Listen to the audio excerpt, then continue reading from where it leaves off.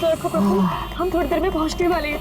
Doctor साहब कितना time लगेगा और? जल्दी पहुंच जाएंगे। हौसला रखो प्रभु, मैं तुम्हें कुछ नहीं होने दूंगी प्रभु। तो ये अपराधी लोग हैं ना, कुछ ही बहाने बनाते हैं। हार्ट अटैक हो गया ताकि बस कानूनी कार्रवाई ना। पता ये मामला है वैसे भी हॉस्पिटल के मालिक का, डॉक्टर रंजीत के। डॉक्टर रंजीत ही है ना?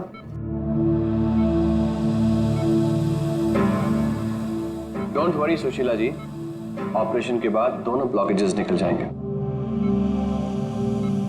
रंजीत जी, सिगरेट मंगवाऊं आपके लिए? देखिए, आपको मुझे वादा करना पड़ेगा कि इस ऑपरेशन के बाद आप सिगरेट पीना बिल्कुल छोड़ देंगे। Very good. डॉक्टर साहब देखिए ना, मेरी सांस नहीं आ रही है। प्रभु मैं तुम्हें कुछ नहीं होने दूंगी, मैं हूं ना। हम बस थोड़ी देर में पहुंचने वाले हॉस्पिटल। प्रभु सब कुछ ठीक हो जाएगा, मैं हूं ना। डॉक्टर साहब जल्दी करिए।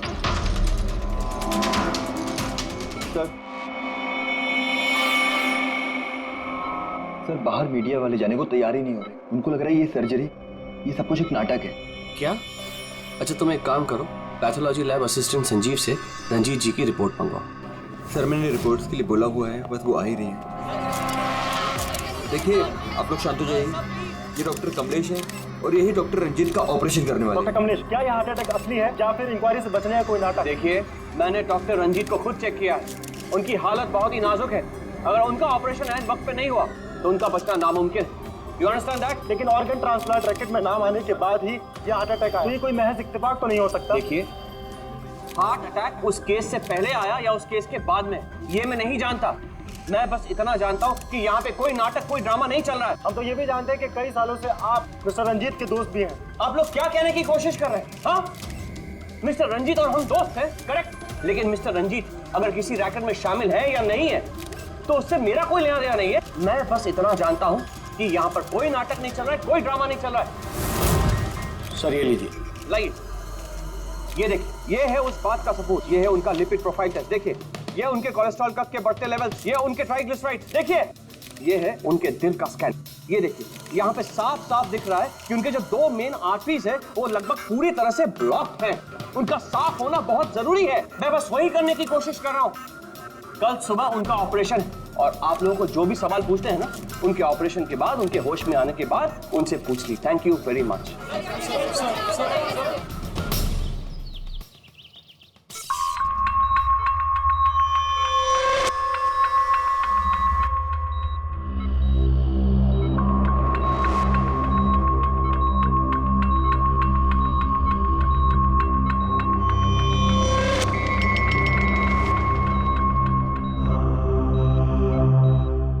Well done team, operation successful हुआ।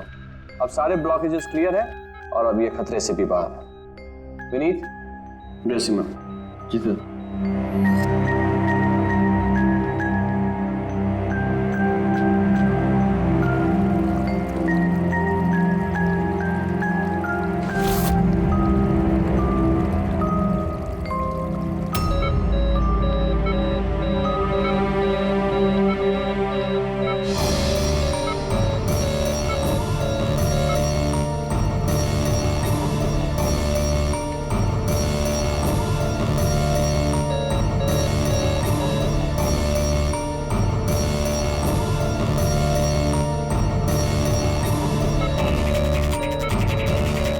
सर इन्हें हार्ट अटैक आया है।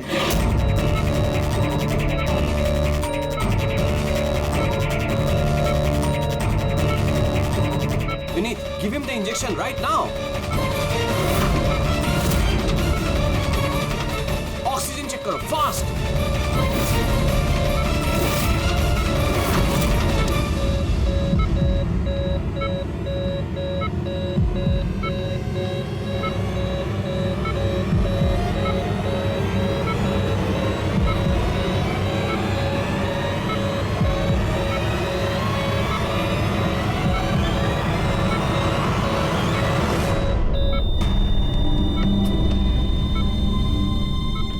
ये कैसे हो गया? हम इन्हें बचा ना पाए।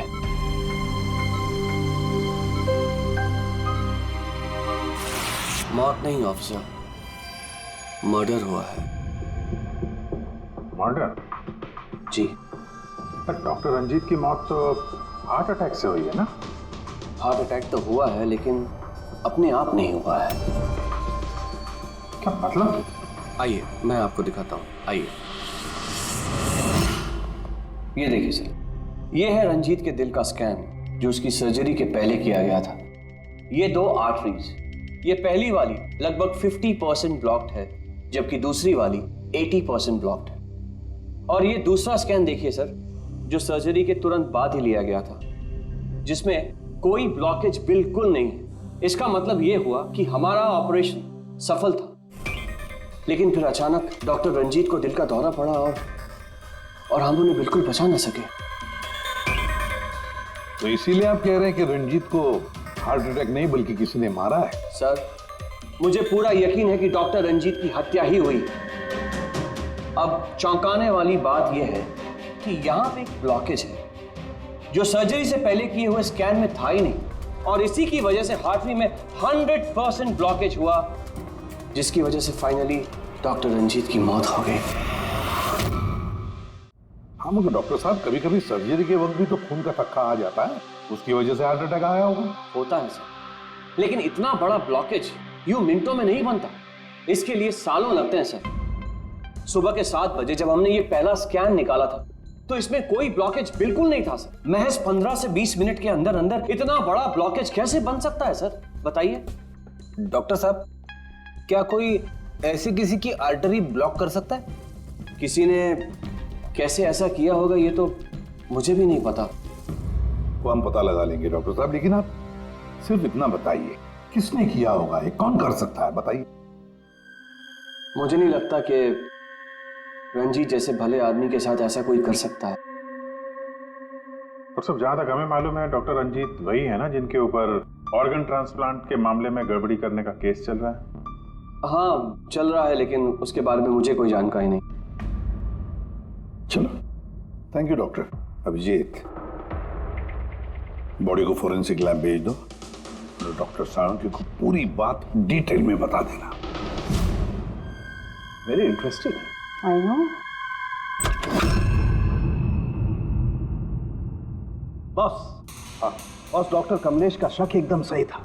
रंजीत का खून ही हुआ है, उसकी आर्टरीज में ब्लॉकेज था नहीं, ब्लॉकेज करवाया गया। ब्लॉकेज करवाया गया मतलब? बहुत चौंकाने वाली बात है। क्या कुछ नई बात बताया आप?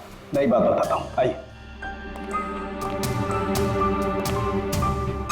ये देखो बॉस, ये इंसान का दिल और ये है वो ब्लड वेसल्स, आर्टरीज, जिनकी वजह से दिल में खून आता जाता है। अब ये आर्टरीज 2 तरीके से ब्लॉक हो सकती है बॉस। या तो खून में कोलेस्ट्रॉल की मात्रा ज्यादा हो जाए और आर्टरीज में प्लाक जमा हो जाए। ये देखो इसका क्रॉस सेक्शन, ये प्लाक इकट्ठा हो गया, प्लाक इकट्ठा हो गया है और आर्टरीज ब्लॉक हो गई। दूसरी वजह, किसी भी कारण से खून का थक्का जम जाए और आर्टरीज को ब्लॉक कर देना। अब इसकी सर्जरी में ये जो 2 ब्लॉकेजेस थे, ये तो सर्जरी के दौरान क्लियर हुए थे, ठीक है, लेकिन फिर भी इसकी मौत हुई हार्ट अटैक की वजह से ही हुई। और वो है ये तीसरा आर्टरी का ब्लॉक, जिसकी वजह से हार्ट अटैक हुआ। और इस ब्लॉक की कोई और ही वजह है। ब्लॉक की वजह कुछ और है मतलब? इसकी वजह है पॉलीएक्रिलेट पॉलीमर। Polyacrylate polymer? ये कोई खतरनाक केमिकल है क्या? नहीं फ्रेडी सर, ये केमिकल तो ऑलमोस्ट हर घर में मौजूद होता है। मैं दिखाती हूँ आपको। ये डायपर देख रहे हैं? ये केमिकल हर डायपर और सैनिटरी नैपकिन के अंदर होता है और इसका काम है किसी भी लिक्विड या तरल पदार्थ को जेल में बदलना। ये है पॉलीएक्रिलेट पॉलीमर के क्रिस्टल्स। अब मैं इसको इसके ऊपर पानी डालती हूँ।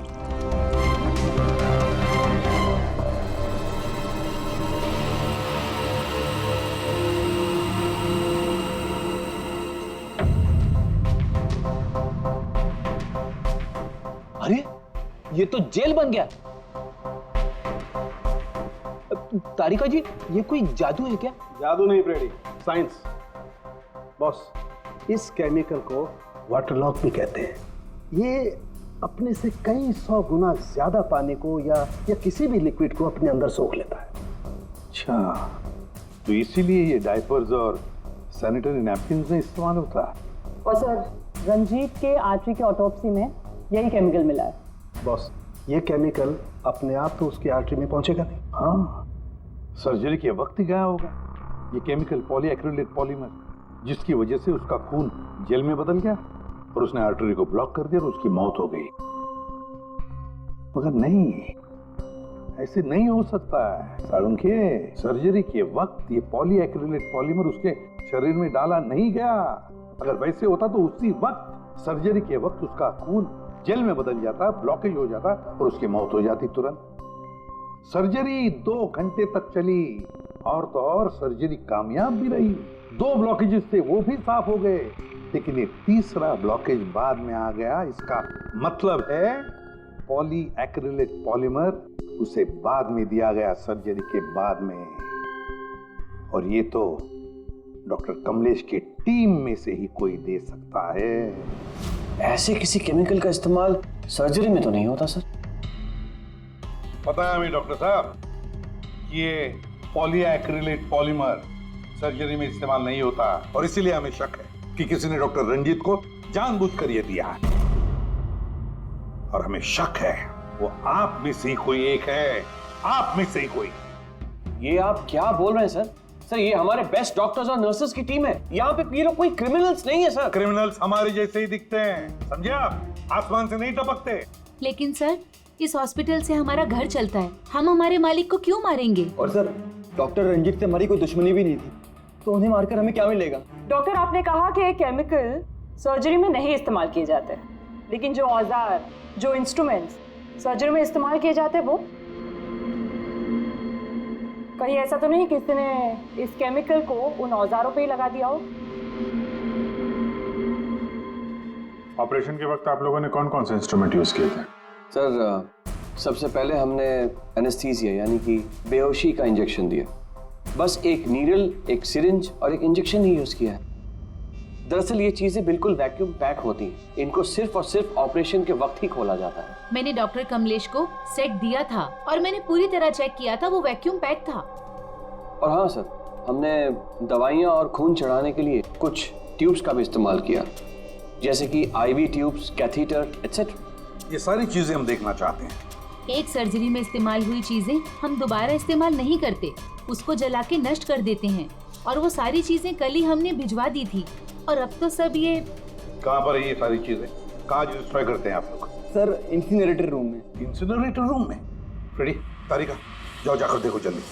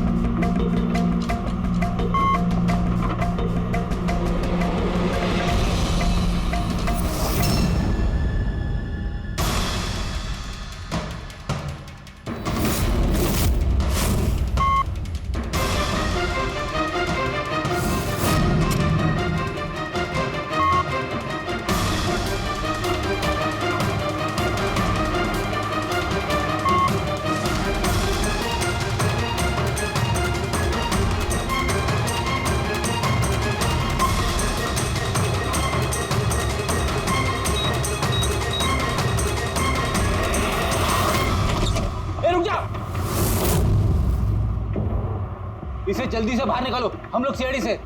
चलो निकालिए बाहर।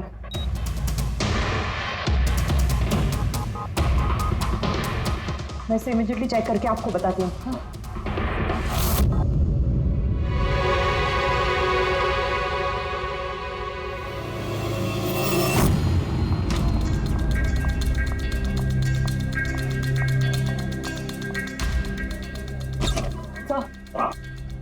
सर, एक IV ट्यूब, IV बैग और एक सेंट्रल लाइन में से मुझे पॉलीएक्रिलेट पॉलीमर के ट्रेसेस मिले हैं। क्या?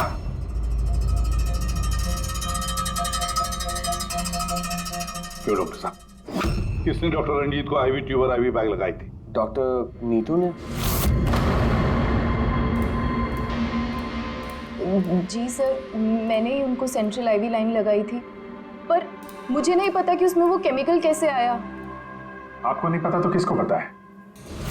उस ट्यूब में हमें केमिकल के ट्रेसेस मिले हैं। वो ट्यूब आपने लगाई थी। देखो डॉक्टर नीतू, क्यों किया तुमने ये? क्यों किया? सर आप प्लीज मेरा विश्वास कीजिए, मैंने ऐसा कुछ नहीं किया है। और मैं ऐसा क्यों करूँगी सर? सर मैं एक गोल्ड मेडलिस्ट स्टूडेंट हूँ, डॉक्टर बनना मेरा सपना था और ये मेरी पहली जॉब है। रंजीत सर को मार के मुझे क्या मिलेगा सर? एसीपी सर, मैं आपसे हाथ जोड़कर विनती करता हूँ कि प्लीज आप हम में से किसी पे शक मत कीजिए। हम में से ऐसा कोई नहीं कर सकता। आप खुद ही सोचिए, अगर हम में से किसी ने भी ऐसा किया होता तो हम खुद आपको यहाँ क्यों बुलाते? बस वो केमिकल आईवी ट्यूब और आईवी बैग में से मिला है और वो डॉक्टर नीतू ने लगाया था। अगर डॉक्टर नीतू ने नहीं लगाया तो फिर और किसने लगाया? है कोई जवाब?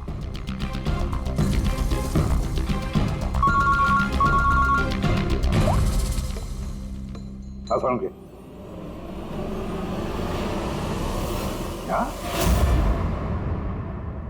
क्या साळुंखे, अभी अभी तक तो तू ये कह रहा था कि पॉलीएक्रिलेट पॉलीमर से कोई भी लिक्विड कुछ ही सेकंडों में जेल में कन्वर्ट होता है। अब तू कह रहा है कि डॉक्टर रंजीत की सर्जरी से पहले उसे ये पॉलीमर दिया गया था। कैसे? ये कैसे हो सकता है? हाँ? बॉस, जब मैंने रंजीत की ऑटोप्सी को और बारीकी से चेक किया तो मुझे पॉलीएक्रिलेट पॉलीमर के अलावा एक और केमिकल भी मिला। और एक केमिकल मिला? कौन सा? जेलेटिन। जेलेटिन तो घुल गया है लेकिन उसके ट्रेसेस अभी भी बाकी हैं बॉस। यार तू कहना क्या चाहता है? मुझे आश्चर्य इस बात का है कि जेलेटिन आखिर उसके खून में गया तो गया कैसे? जेलेटिन, ये कैप्सूल का घोल जेलेटिन का बना होता है जिसमें दवाई भरी जाती है और ये कैप्सूल शरीर में तब तक नहीं घुलता है जब तक वो अपनी जरूरी जगह पर नहीं पहुंच जाए, क्योंकि इस जेलेटिन को घुलने में थोड़ा वक्त लगता है। ये देखो, ये जेलेटिन का कैप्सूल ये हमने पानी में डाला, अब इसे घुलने में थोड़ा वक्त लगेगा। तो मतलब साळुंखे, तेरे कहने का मतलब है कि जिसने भी ये किया है उसने पॉलीएक्रिलेट पॉलीमर रंजीत के शरीर में इस कैप्सूल के जरिए डाल दिया है। नहीं बॉस, कैप्सूल के जरिए नहीं, बल्कि उसने ये पॉलीएक्रिलेट पॉलीमर के छोटे छोटे क्रिस्टल्स को जेलेटिन में कोट कर दिया।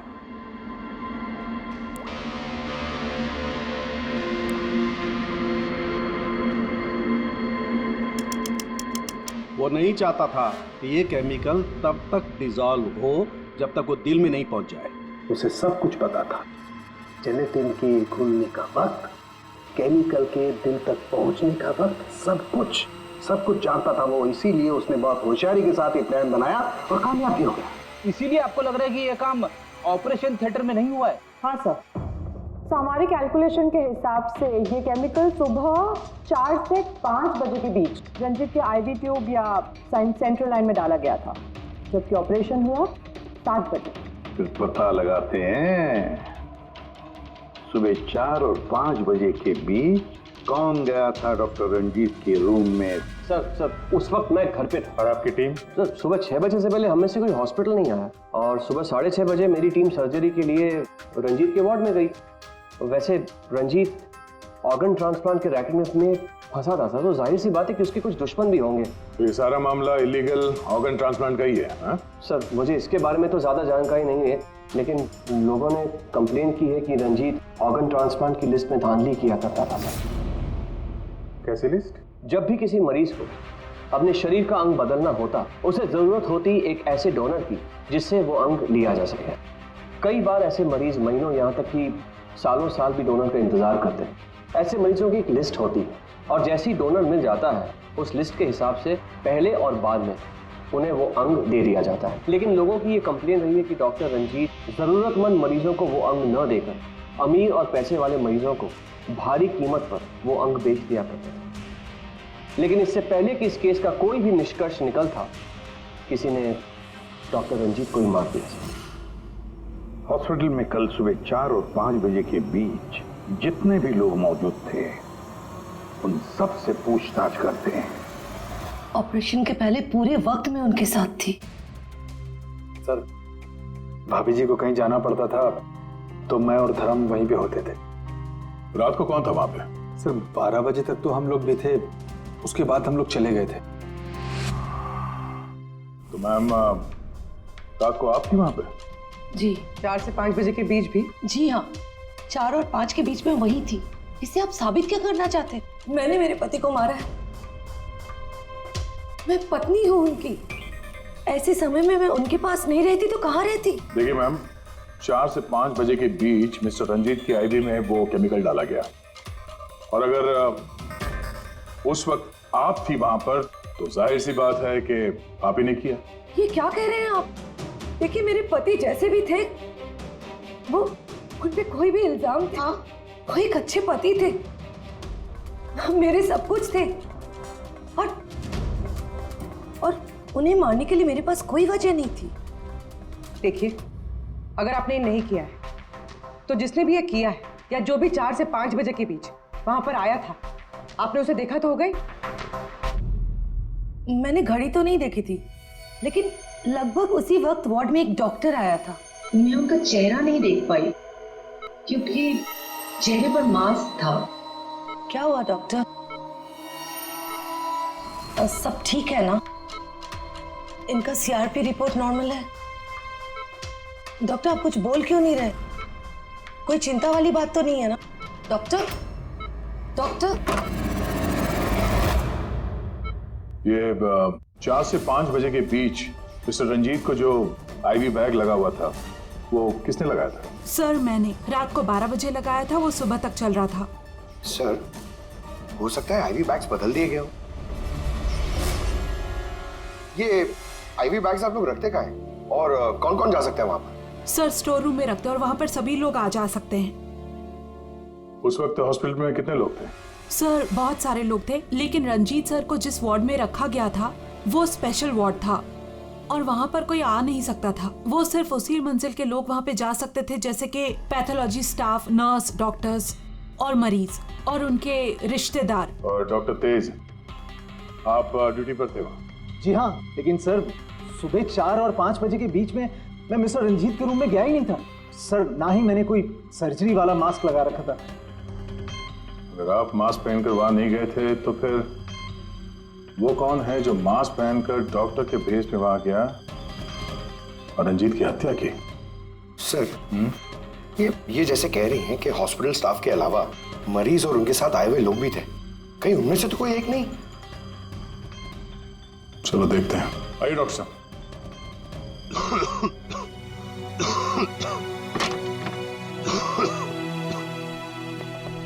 सर इस वार्ड में वो मरीज हैं जो कल भी एडमिट थे।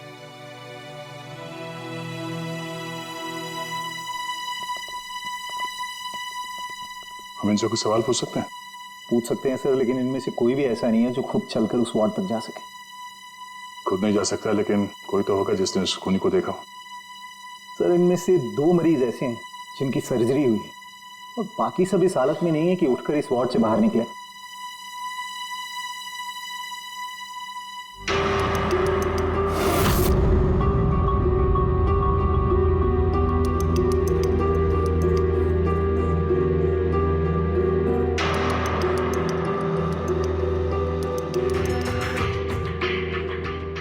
बस इतने ही मरीज हैं, इनके अलावा कोई और? मतलब कोई ऐसा जो कल यहाँ पर था मगर अभी नहीं? हाँ सर, एक आदमी था जो मिस्टर रंजीत की सर्जरी से 1 रात पहले आया। उसे सीने में दर्द की प्रॉब्लम थी। हम लोगों ने सारे टेस्ट किए, लेकिन सारी रिपोर्ट नॉर्मल आई सर। हौसला रखो प्रफुल्ल, सब कुछ ठीक हो जाएगा। मर गया डॉक्टर साहब अभी आते ही होंगे। बुलाओ डॉक्टर। हौसला रखो ना, हौसला रखो। डॉक्टर साहब देखिए ना इतना दर्द हो रहा है। डॉक्टर मैं चेक कर लेता हूँ। बहुत दर्द है डॉक्टर। देखिए ECG, एंजियोग्राम सब नॉर्मल है। मुझे नहीं लगता इन्हें कोई हार्ट की प्रॉब्लम है। मुझे लगता है इन्हें गैस की प्रॉब्लम है। मैं कुछ दवाइयाँ लिख देता हूँ, आप इन्हें घर ले जा सकते हैं। घर? नहीं डॉक्टर साहब, मैं कोई रिस्क नहीं लेना चाहती। आप कम से कम रात भर तो इन्हें यहाँ रहने दीजिए ना। देखिए मुझे नहीं लगता इसकी जरूरत है, लेकिन अगर आप फिर भी कहती हैं, नर्स इन्हें एडमिट कर दीजिए। Don't worry, he will be okay. Praful hospital से डिस्चार्ज कब हुआ? सर यही कोई 9:30-10 बजे। 9:30-10 बजे। पंकज, इस प्रफुल्ल के बारे में पता करो और यहाँ हॉस्पिटल में उसने जो एड्रेस और नंबर दिया है उसे क्रॉस चेक करो।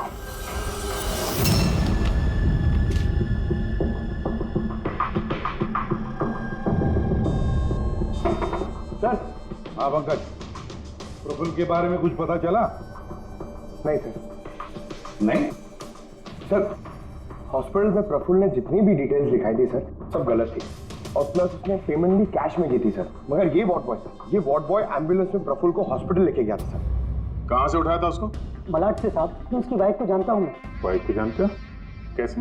वो पीकॉक बार की 1 नंबर डांसर चेरी है। अच्छा। और मैं उसका फैन नंबर 1 साल से रेगुलर हर हफ्ते वहां जाता था, खाली उसी के वास्ते। अपने को वो कभी देखी ही नहीं, और उस दिन एम्बुलेंस में कितने प्यार से अपने पति का टेक केयर कर रही थी। कसम से जान जल रही थी मेरी। ये देखकर मेरा दिल टूट गया। तो रूपाली असल में पीकॉक बार की डांसर है सर, चेरी। रूपाली पीकॉक बार की डांसर रूपाली उस चेरी। इस चेरी से जाकर मिलो, अच्छी तरह से पूछताछ करो, यही हमें प्रफुल्ल के बारे में सब कुछ बता देगी।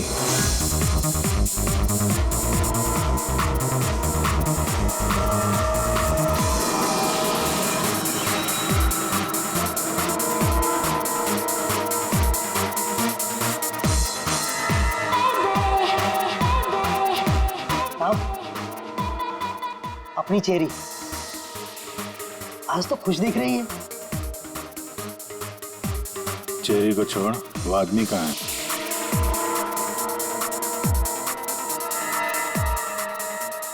ये कहाँ जा रही है साहब?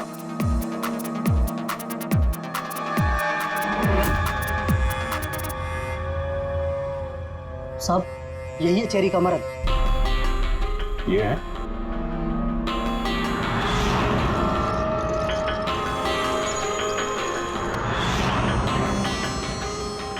2 दिन पहले इसको हार्ट अटैक आया था, इसमें बैठकर रोमांस कर रहा।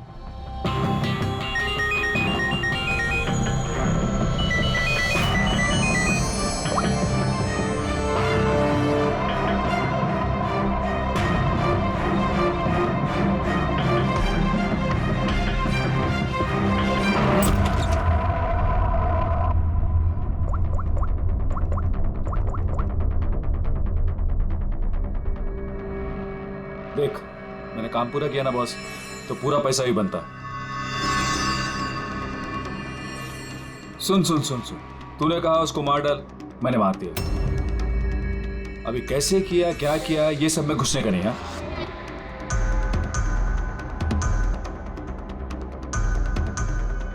देख देख देख देख, अभी मेरे को ये बता, मेरे को पैसा लेने किधर आने का है बस, ठीक है? कल सुबह 10 बजे, ठीक है?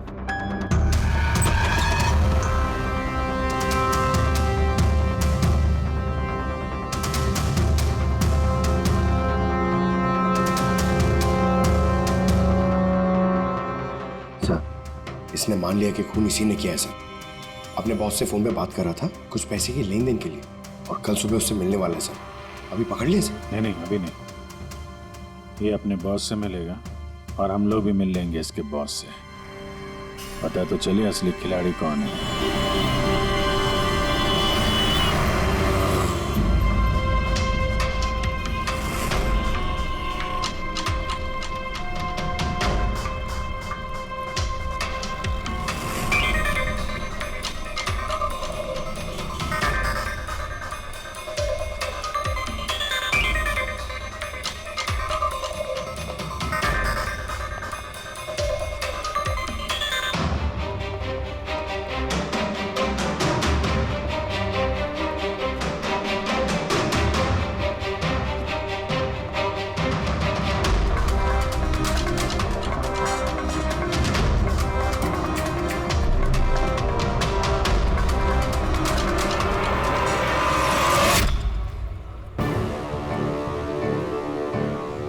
ये करने क्या आया यहाँ पे?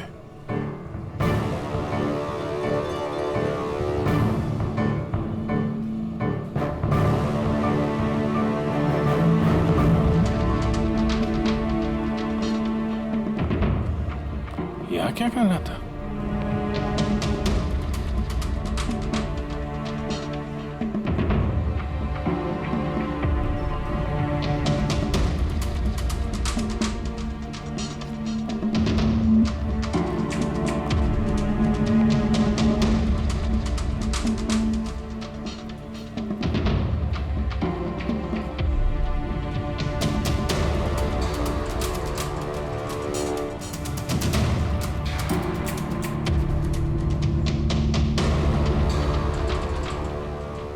था तो खाली हाथ अभी बैग लेके जा रहा है। बॉस तो बहुत चालाक निकला है, इसको पकड़ते हैं। कौन हो तुम? अरे वो सब छोड़ो, पहले ये बैग इसे खोल के दिखाओ, क्या है इसमें? अरे सामान है मेरा, और क्या करने का आप लोगों को? कौन है आप लोग? सीआईडी। सीआईडी? ये बता कि रंजीत को क्यों मारा तूने? हैं? किसके कहने पे मारा? सर मेरा रंजीत को? कौन सा रंजीत सर?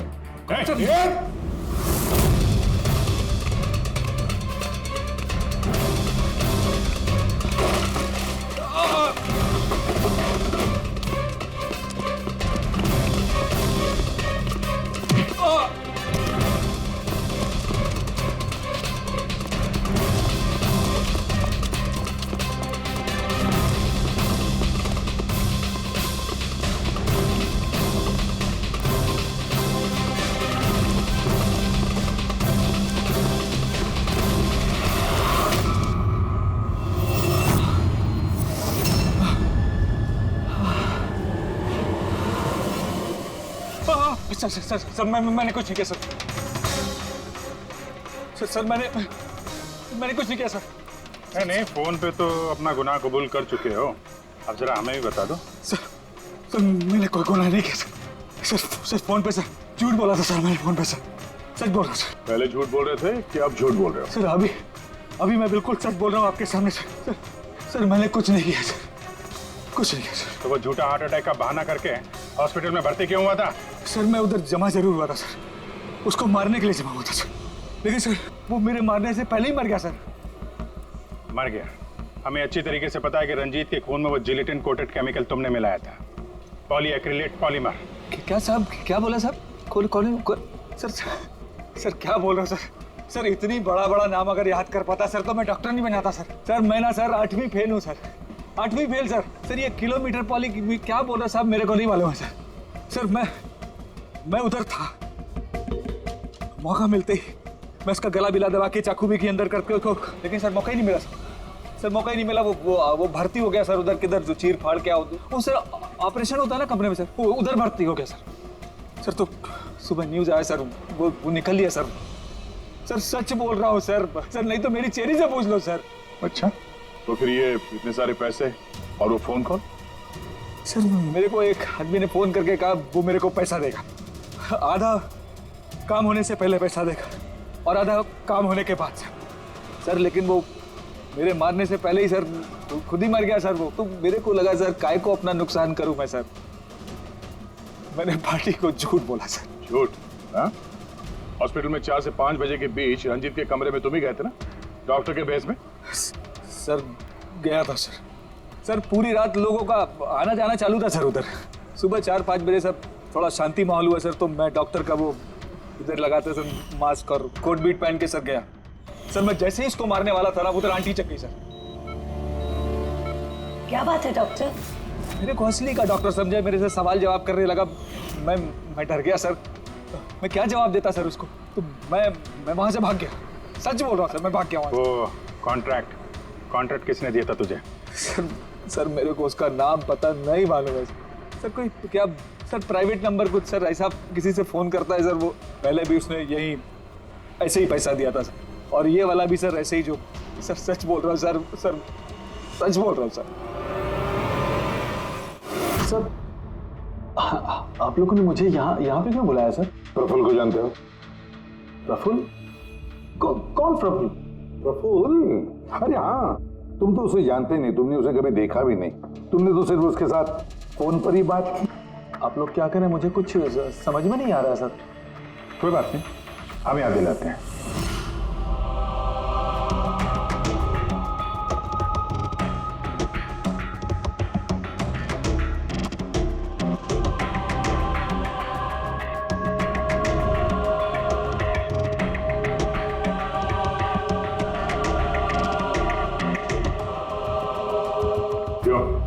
अभी भी कुछ कहना है तुम्हें?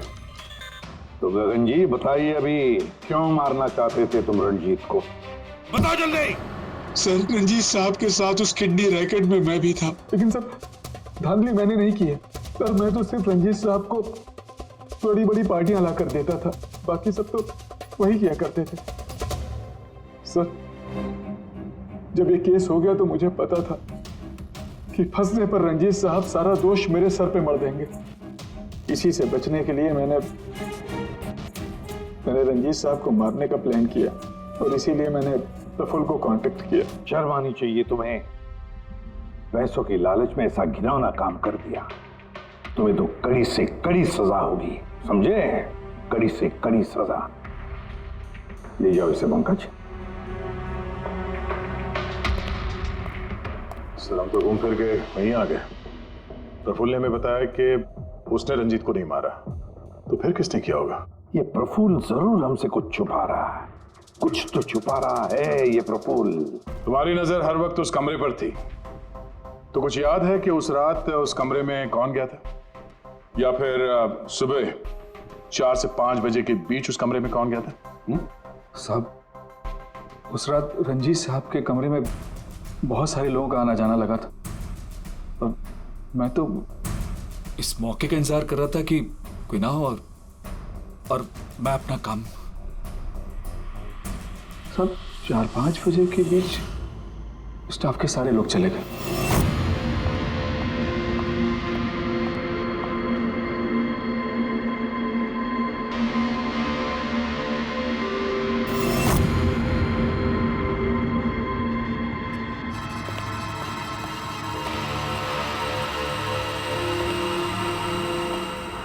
मतलब दया, अभिजीत, खूनी वही है।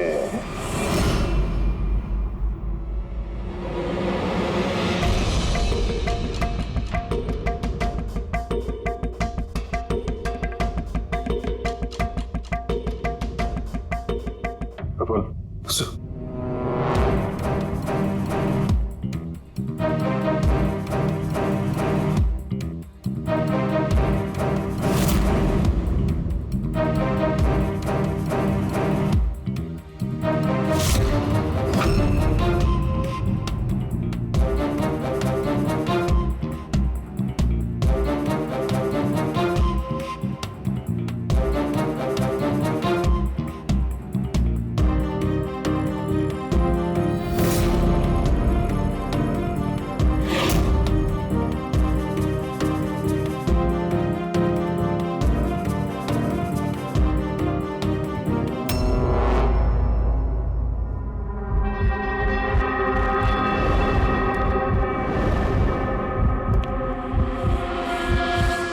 Pathology lab assistant Sanjeev.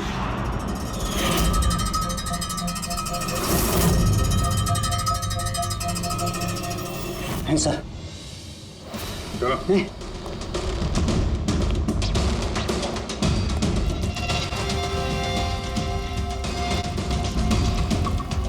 बताओ सब कुछ, सच सच बताओ जल्दी। हाँ सर, ये सब कुछ मैंने ही किया है। मैंने उस पॉलीमर को वो सेंट्रल लाइन में डाला था ताकि वो मर भी जाए और किसी को शक तक ना हो।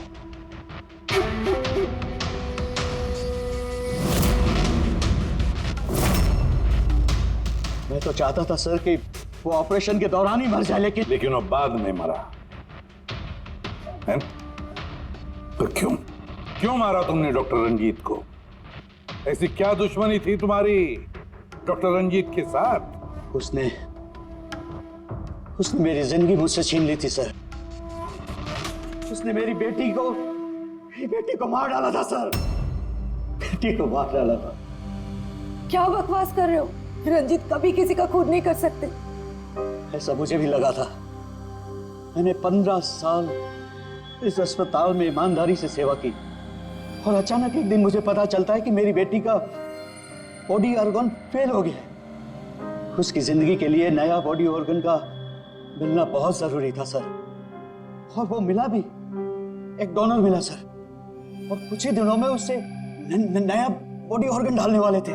उसे नई जिंदगी मिलने वाली थी सर, नई जिंदगी। मैं खुशी से पागल था सर, खुशी से पागल हो गया था। सारी तैयारियां हो चुकी थी इसी अस्पताल में सर। ऑपरेशन भी होने वाला था, लेकिन मुझसे और इंतजार करने को कहा गया। वो नन्ही सी जानती कब तक इंतजार करती सर, वो तो चली गई, मुझे छोड़ के चली गई सर। फिर मैंने एक दिन ऑफिस में उसका केस पेपर देखा सर।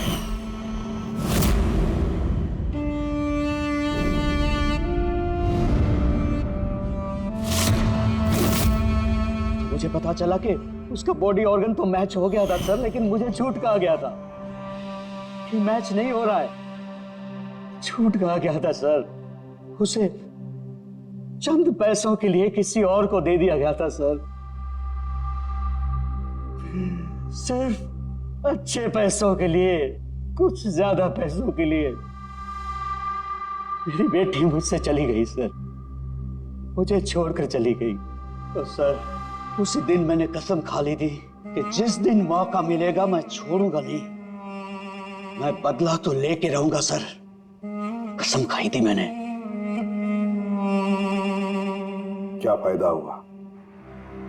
क्या तुम्हारी बेटी तुम्हें वापस मिल गई? बदले की आग में तुमने एक जान ले ली और खुद बन गए सजा के हकदार। कानून तुम्हें माफ नहीं करेगा, तुम्हें कड़ी से कड़ी सजा होगी।